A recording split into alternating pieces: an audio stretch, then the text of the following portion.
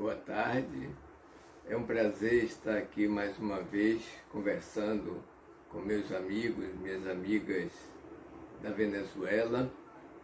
Esta oportunidade de pensar um pouco sobre o Sistema Único de Saúde. Essa possibilidade permite, portanto, um diálogo entre os países da nossa América Latina que têm feito um esforço para garantir o direito à saúde das suas populações. Eu diria que um sistema único de saúde é uma das formas de assegurar o direito à saúde da nossa população.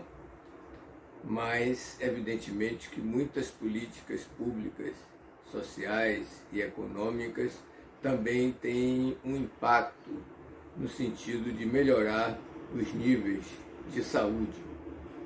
E, nesse particular, o sistema de saúde pode expressar uma política pública que é uma resposta social a problemas e necessidades de saúde e seus determinantes.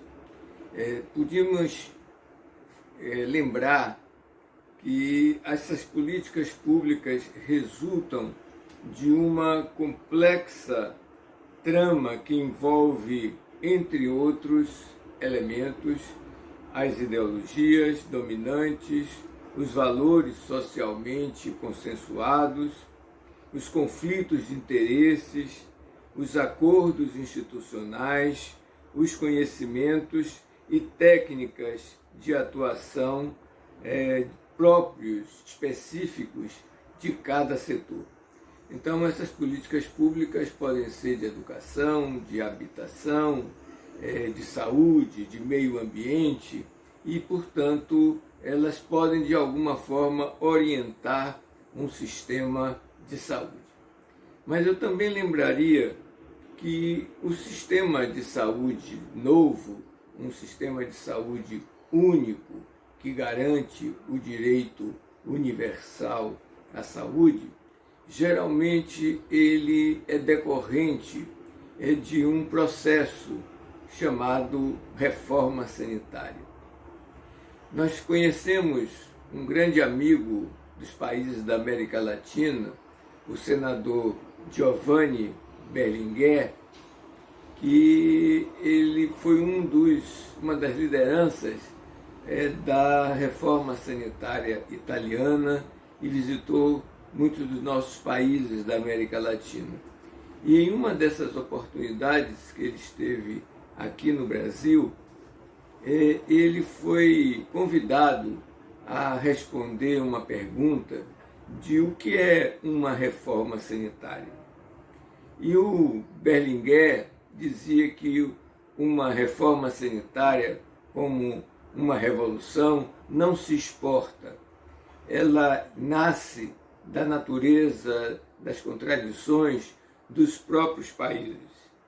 Então, esta reforma sanitária pode ser a resultante de uma revolução política e social, como no caso de Cuba, mas também ela pode ser decorrente de um longo processo nos quais as classes trabalhadoras e intelectuais exercem um papel de vanguarda. E, nesse particular, ele dava o exemplo da reforma sanitária italiana e, de alguma maneira, apontava como uma das perspectivas da reforma sanitária brasileira que se iniciava na passagem da década de 70 para a década de 80. Evidentemente que eu tenho uma inspiração na reforma sanitária brasileira, que entre um dos produtos que criou foi o Sistema Único de Saúde, mas nesta oportunidade eu não vou me ater exclusivamente na reforma sanitária brasileira. Nós precisamos, de alguma maneira, acompanhar alguns principais tipos de sistemas de proteção social e de saúde existentes no mundo. Evidentemente que são tipos que caracterizam determinados traços, mas não se pode ver de uma maneira muito pura. Geralmente há uma certa mistura entre os componentes de um sistema com um de outro. Nós temos, por exemplo, um sistema de seguridade social que tem uma inspiração no plano Beveridge da Inglaterra, e esse sistema de proteção social ele se caracteriza por um atendimento universal em que o direito da cidadania leva à questão do direito à saúde. E, portanto, uma maneira de efetivar esse direito é através de impostos que são cobrados para o conjunto da população. Então, basta você nascer, ser um cidadão daquele país para ter direito aos serviços de saúde. De alguma forma, este modelo beveridgiano, ele inspira muitos dos países que optaram pelos estados de bem-estar social, ou welfare states, na língua inglesa. Um segundo tipo é o do asseguramento social, ou do seguro social, no modelo que chamamos de bismarckiano, que foi criado no final do século XIX pelo Bismarck, no Estado germânico, e que teria uma característica de ser dependente de uma contribuição dos trabalhadores, dos empresários e do próprio Estado, uma contribuição tripartite, não necessariamente por uma via de impostos, mas de contribuições que, na dependência desta alternativa de financiamento, pelo menos para aqueles trabalhadores que estavam vinculados ao mercado de trabalho, se garantia uma assistência médica para essas pessoas. E um terceiro tipo de sistema de saúde é um sistema de saúde que visa um atendimento apenas para aquelas pessoas que podem pagar pelos serviços e deixando a uma grande quantidade da população a uma assistência residual, social, em que essas pessoas têm que provar que são pobres para poderem ter acesso a serviços de saúde. Esse terceiro tipo de sistema de saúde, ele está presente naqueles países que consideram a saúde uma mercadoria e que, portanto, depende das pessoas que podem garantir esta compra dentro do mercado.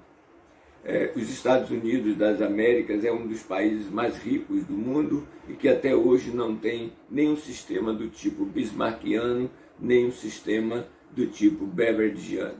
Ele se aproxima a um sistema voltado para o mercado e com atendimento residual pelo Estado para aquelas pessoas que não podem competir e gastar os seus recursos no âmbito do mercado. A maioria dos países europeus, o Canadá, Cuba, são países que optaram pelo sistema de saúde universal predominantemente público. E isto ocorreu na história da humanidade, especialmente quando partidos políticos de esquerda ou de centro-esquerda que defendiam o socialismo ou a social-democracia alcançaram, portanto, o poder.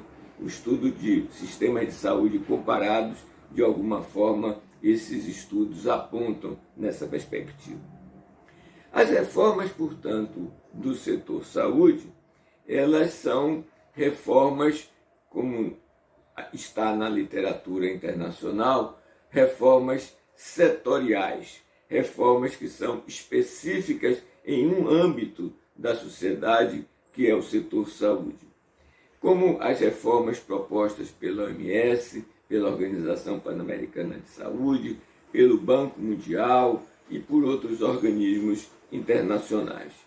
Mas se nós considerarmos uma reforma sanitária, e eu vou fazer uma pequena distinção, entre reforma sanitária e reforma setorial, porque a reforma sanitária ela vai além do setor saúde. A reforma sanitária passa pelo setor saúde, mas vai além do setor saúde, porque ela, ao considerar as necessidades de saúde, que não são apenas necessidades de assistência médica e hospitalar, ela vai implicar numa ação intersetorial, em que vários setores da sociedade são convocados a garantir o direito à saúde. Então, no caso específico, por exemplo, da reforma sanitária brasileira, ela não era uma reforma setorial, era uma reforma que passava pelo setor saúde, mas implicava uma reforma agrária, uma reforma urbana, uma reforma tributária, uma reforma universitária, enfim, um conjunto de reformas que, portanto, poderiam, essas reformas, melhorar a saúde da população. Então, no caso da reforma sanitária brasileira, que é o contraponto que eu colocaria para as reformas setoriais, não se reduz à criação do Sistema Único de Saúde. O Sistema Único de Saúde foi uma das conquistas da reforma sanitária. No entanto, muitas das reformas setoriais que têm ocorrido, sobretudo nos anos de 1980 do século passado para o presente, são reformas setoriais e muitas delas contrárias aos princípios do estado de bem-estar social ou do welfare state. Então, quando vocês nos convidam para discutir os desafios da construção de um sistema único de saúde, nós precisamos, de alguma maneira, reconhecer esses diferentes tipos de sistemas de saúde e de proteção social e, ao mesmo tempo, verificarmos como a América Latina e o Caribe têm passado por movimentos de reforma nos últimos anos. Então, os autores, os pesquisadores que estudam sistemas de saúde comparados na América Latina, pelo menos identificam três grandes ondas, ou três grandes momentos do desenvolvimento dessas reformas. O primeiro diz respeito aos anos 80 e 90, quando, a partir do consenso de Washington, foi feito um conjunto de temas, de agendas patrocinadas pelos organismos internacionais, especialmente o Banco Mundial, que apontavam, portanto, para uma intervenção contrária à ideia de sistema de saúde universal. Então, são as reformas que ocorreram no Chile em 1981, 1982, ou a reforma da Colômbia, o Plano 100, de 1993. Posteriormente, nós vamos encontrar também reformas implementadas que favoreceram radicalmente a privatização e aprofundaram as desigualdades na América Latina e no Caribe. Então, é um modelo neoclássico, liberal, para usar a expressão da Cristina Laurel. E temos um terceiro momento, mais recente, compondo aquilo que alguns autores chamam de maré rosa, que são países como o Chile, como a Argentina e o Uruguai, que conseguiram certas inflexões nas políticas de saúde em diferentes graus, na transição dos governos mais reacionários e conservadores para governos de esquerda, como aconteceu, por exemplo, no Chile, na Argentina e no Uruguai, nos anos 90 e os primeiros anos do século XXI. Então, alguns autores falam nesta perspectiva de uma maré rosa para diferenciar do vermelho revolucionário de esquerda, que também se encontrou no horizonte de alguns dos países da América Latina e do Caribe. Na construção da reforma sanitária brasileira, no entanto, diferentemente de outros países, a intervenção, o estímulo, não foi do governo, não foi de partidos, não foi do Estado, não foi de organismos internacionais. A reforma sanitária brasileira nasceu de movimentos sociais que lutavam contra a ditadura, como o movimento estudantil, o movimento sindical, o movimento dos profissionais de saúde, pesquisadores, mulheres organizadas que participavam do movimento popular, etc. Então, esta é uma das características da reforma sanitária brasileira. Era, portanto, uma reforma que implicava uma mudança mais global do modo de vida e com um conjunto de reformas gerais. Era, portanto, uma reforma social, não era uma revolução. No entanto, os participantes desta reforma, se de alguma maneira defendiam uma totalidade de mudanças, outros se satisfaziam apenas com uma reforma parcial, em que esses conservadores lutavam apenas por uma racionalização do gasto e pela eficiência. No caso brasileiro, portanto, eu queria ilustrar com este pequeno fragmento que se encontra na Conferência Nacional de Saúde, a 8ª, que propunha a reforma sanitária brasileira, em que diz claramente que a nossa reforma não era apenas uma reforma setorial, e sim uma reforma sanitária, com uma distinção que eu fiz anteriormente. Dizia este relatório que as modificações necessárias do setor saúde transcendem os limites de uma reforma administrativa e financeira. Então, vão além de uma reforma setorial do Ministério da Saúde, por exemplo. Exige-se uma reformulação mais profunda, ampliando-se o próprio conceito de saúde e seu correspondente institucional, sua ação institucional, revendo a legislação no que diz respeito à proteção e recuperação da saúde, constituindo-se no que, por convenção, nós chamamos de reforma sanitária.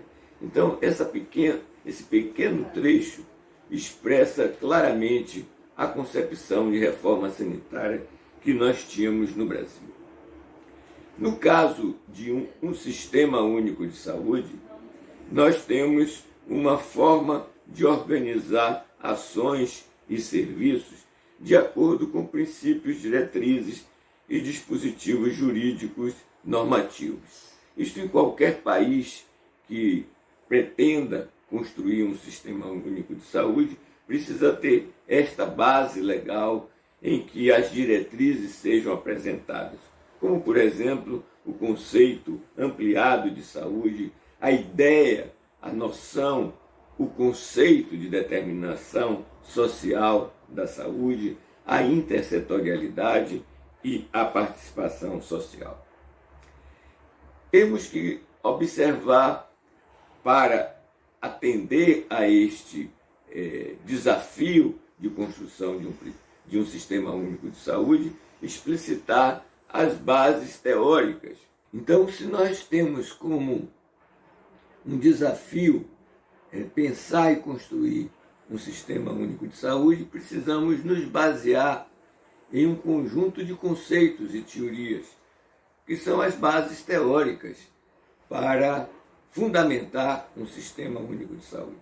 Como eu mencionei, o conceito de determinação social do processo saúde-doença, o conceito de organização social dos serviços de saúde, entender a saúde para além da dimensão biológica e ecológica, mas entender a saúde como uma questão social e política. Trabalhar com o conceito de processo de trabalho, que é um conceito que vai fundamentar o estudo das tecnologias e das práticas de saúde. Precisamos identificar também as bases sociais e políticas. Quais são as forças sociais que apoiam e aquelas que se opõem ao Sistema Único de Saúde? Como definir estratégias e táticas que podem ser legislativas, podem ser técnico-institucionais, podem ser sociocomunitárias e, sobretudo, a praxis dos sujeitos, quer dizer, os sujeitos que sejam capazes de produzir fatos políticos para o exercício da hegemonia. Então, nessa análise política é possível examinar uma correlação de forças que apoiam a reforma, como, por exemplo, os movimentos populares, o movimento sindical, partidos políticos progressistas, mas também outras forças que são contrárias à criação do Sistema Único de Saúde, como os empresários da saúde, como algumas profissões de saúde, muitas vezes a categoria médica, o capital financeiro, o Banco Mundial, a mídia, a publicidade, etc. Então nós precisamos de alguma forma distinguir o que é o movimento e o que é o processo. Como é que essas lutas sociais que podem avançar ou podem recuar ajudam a avançar este processo de construção do Sistema Único de Saúde, ao mesmo tempo em que se realiza a estruturação produtiva do capitalismo. Nesse particular, é muito importante pensarmos na constituição de sujeitos sociais, individuais e coletivos, através daquilo que o Gramsci chamava de guerra de movimento, guerra de posição, para ir conseguindo conquistar espaço para avançar nesse processo. E nesse particular, a constituição de sujeitos críticos, essa constituição é fundamental para neutralizar os conceitos, os sujeitos passivos, aqueles que realizam uma oposição estéril, constituir, portanto, sujeitos da praxis e sujeitos da antítese que podem fazer avançar esse processo. No momento, nós temos não uma competição entre os sistemas de saúde universais, também a proposta da cobertura universal em saúde, que, apesar do adjetivo universal, não significa sistemas para todos, tal como aqueles que eu descrevi anteriormente. A cobertura universal em saúde é uma proposta que veio da Fundação Rockefeller e que foi incorporada pela OPAS, pela OMS e até pela Assembleia Mundial da Saúde. Nós vamos ter um processo recente de financiarização da saúde, em que o capital financeiro invade o setor saúde e vai dificultar, de alguma maneira, a criação de sistemas universais de saúde. E essa financiarização vai além da privatização do serviço. Ela corrói, ela penetra na estrutura do setor saúde. Por isso é importante também investigar os componentes de um sistema único de saúde, como o financiamento, a gestão, a organização, a infraestrutura, os modelos de atenção e o acesso aos serviços de saúde. Nessas reformas mais recentes, que têm o apoio da própria OMS para a cobertura universal de saúde, começa a aparecer o copagamento, mecanismos de privatização, fragmentação do sistema e uma cobertura que é segmentada, em vez de uma cobertura universal em saúde. Nós vamos ter alguns caminhos de sustentabilidade para um sistema único de saúde e precisamos também indagar, perguntar como é que vai ser a base econômico-financeira para sustentar esse sistema. Quais são as suas bases políticas, as suas bases científico-tecnológicas e como é que vai ser a sustentabilidade institucional. Por isso que a universidade pode contribuir através dos seus mestrados, seus doutorados, para investigações nessa perspectiva. E nesse particular, a categoria Estado é fundamental para examinar, ao lado de governo, mas a categoria Estado mostra essas relações entre a sociedade e as forças políticas, a trajetória das políticas, a identificação de problemas, etc.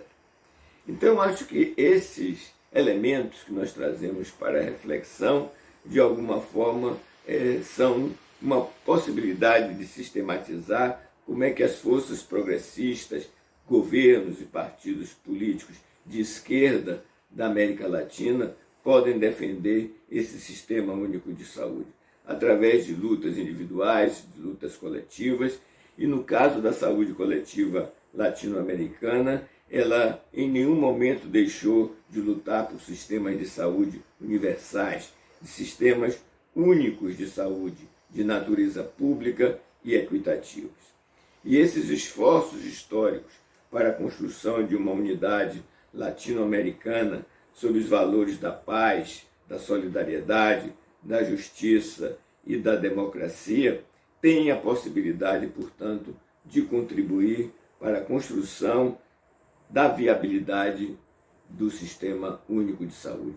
Uma aposta democrática que nós somos convidados a participar. Muito obrigado, um bom curso para vocês.